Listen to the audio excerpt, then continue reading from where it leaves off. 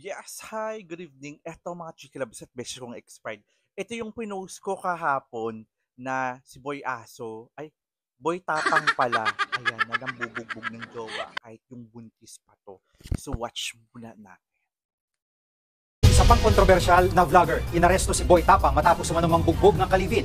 Ang punot dulo raw ng pananakit, vape. Inamin ni Boy Tapang na sinita niya ang kanyang partner dahil sa vape.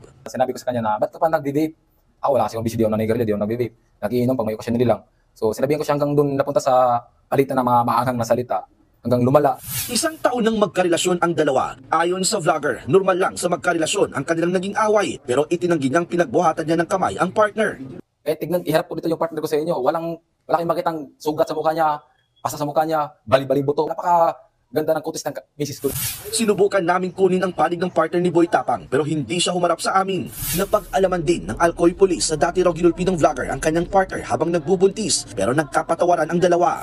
And it's time for my reaction. Magre-react ako dahil may social responsibility ako at ito yung pambansang Salsawero with a heart. So eto na nga yung pasaway ni si Boy Aso.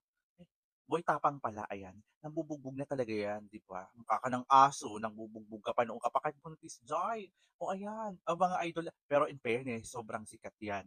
Lahat po talaga ng mga pasaway na vloggers, sikat, no? Meron diyang hugis banga na sayaw ng sayaw in public, pero tuwang-tuwa ang mga tao.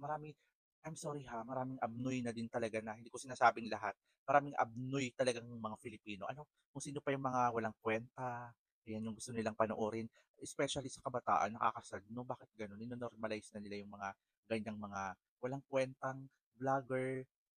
Kasi iba na talaga ngayon, di ba? Kahit nga sa mga ayoko na mag-talk sa mga namumuno, 'di ba, sa ating lipunan. Ewan ko, Diyos ko, ayun mga naka-live na mga nag-iishigami, nakaka-sad, 'di ba? Bakit kailangan yun pa ang mangyari ngayon sa atin? So, bilang magulang na lang po sana, mga ate kuya, mga nanay tatay, mga tito at tita, 'pag alam niyo namang mga ganyan yung pinapanood, stop na po, 'no? Hindi ako magsasawang yumawyaw dito habang buhay ako, Keme. Kasi siyempre, yun, hindi rin naman sa pag-ano, tayo bilang isang tao, 'di ba, may social responsibility tayo sa paligid natin. Kumusta naman yung mga susunod na henerasyon kung ang mga magiging anak-anak niyan ay mga balasubas ever na, 'di ba? Nakakasad.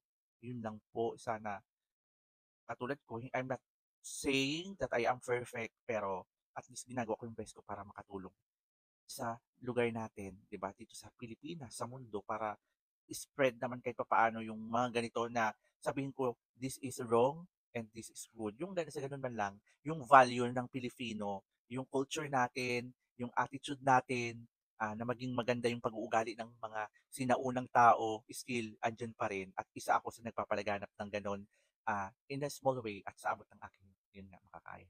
And good night everyone. Mwah.